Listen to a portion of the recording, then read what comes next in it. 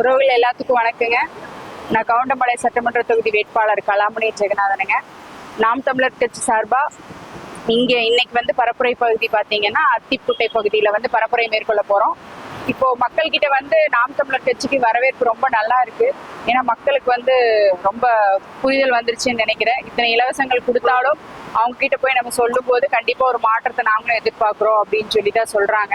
அதனாட்டி இந்த முறை வந்து நாம் தமிழர் கட்சிக்கு 2026 களம் வந்து ஒரு வெற்றி வாய்ப்பாக தான் கண்டிப்பா அமைய போகுது. மற்ற கட்சிகள் எல்லாம் யாருமே வர்றதில்லை.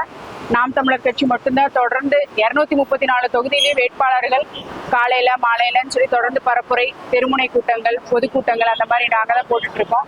மக்களுக்கு இதனால ஒரு என்ன சொல்றது, உங்களுக்கு நாம் தமிழர் கட்சி மேல ஒரு பெரிய புரிதலோ ஒரு மரியாதையும் ஏற்பட்டிருக்குன்னு தான் சொல்ல முடியும். ஏன்னா பாக்குற அத்தனை பேருமே சொல்றாங்க, பரவாயில்ல 15 வருஷமா நீங்க தனியாவே நிக்கிறீங்க, எங்களுக்காக களத்துல நிக்கிறீங்க, இதுக்காகவே உங்களுக்கு நாங்க வந்து ஓட்டு போடுறோம் அப்படின்னு சொல்லி நிறைய பேர் சொல்றாங்க. கேட்கறதுக்கு ரொம்ப சந்தோஷமா தான் இருக்கு.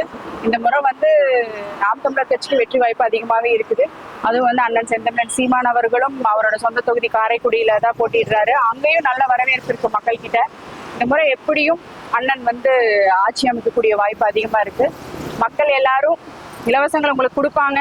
இப்போ டெய்லி பாக்குறீங்க, வண்டியில லோடா வந்து இறங்குது, அண்டா குண்டா ஹாட் பாக்கு எல்லாமே.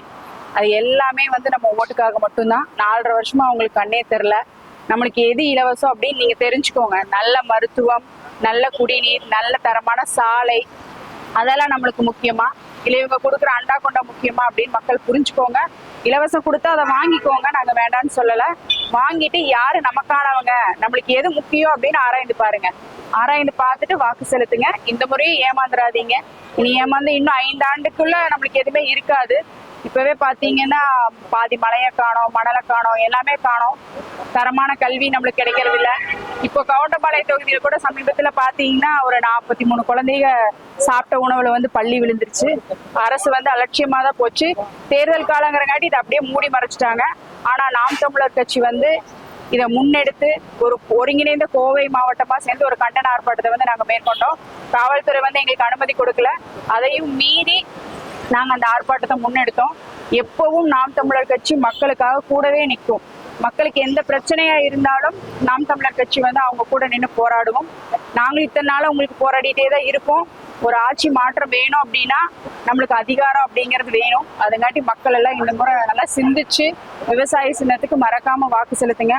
உங்க வாழ்க்கை தர உயரணும், உங்க புள்ள குட்டிகளுக்கு நல்ல படிப்பு, நல்ல கல்வி எல்லாமே கிடைக்கணும், நல்ல மருத்துவம் எல்லாமே கிடைக்கணும் அப்படின்னு நீங்க நினைச்சீங்கன்னா மறக்காம வர்ற சட்டமன்ற தேர்தல் 2026ல நாம் தமிழர் கட்சிக்கு மறக்காம விவசாய சின்னத்துல வாக்கு செலுத்துங்க. நன்றி, வணக்கம். நாம் தமிழர்.